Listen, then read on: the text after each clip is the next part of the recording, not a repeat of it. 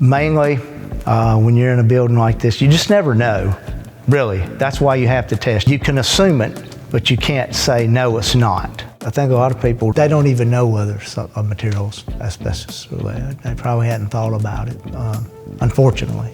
You could hope that you could walk in and there's no suspect material, but that's just not the case. There's always going to be something that's suspect that you could test. We have probably 67 school districts on agreements where we come in every 6 months, evaluate their program. So we help them in staying in compliance. With us being on board with a lot of these districts, we're able to kind of, hey, it's time to do your 6-month surveillance or your 3-year reinspection. A lot of the things I see is like, well, this wouldn't be asbestos because this building was renovated and all that was removed. So I think that's a big misconception to think that just because that whatever materials they put in wouldn't have it, there's a possibility it could. Sometimes they're thinking it's not going to be as detailed as it turns out to be. They're just thinking maybe it's a small project, but it could to lead to other things, or saying, well, we're really not affecting that area, but well, are you going to renovate to where it could affect something that's really not within the renovation? Then you want to test that to know in case something happens and it gets to do that.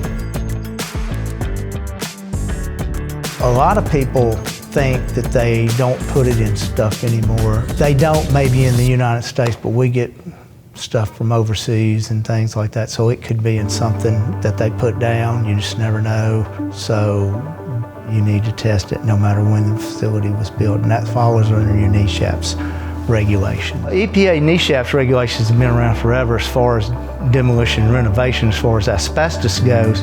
But back in 1988, a HERA was promulgated, and what it says that schools K through 12, they're falling under what is called the Asbestos Hazard Emergency Response Act. That was what was really a turning point of helping, as far as getting that friable material out.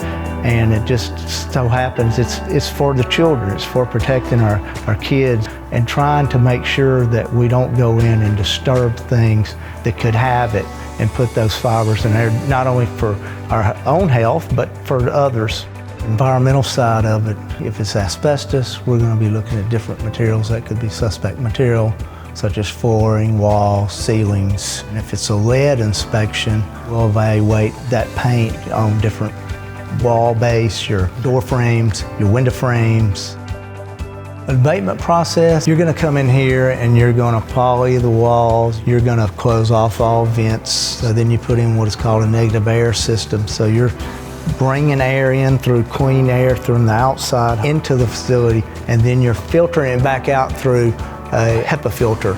Once it's cleaned up, you're going to do an air test, and if it comes back below a certain level, then it's clear and ready for access and to continue on with whatever renovation process they're going to do.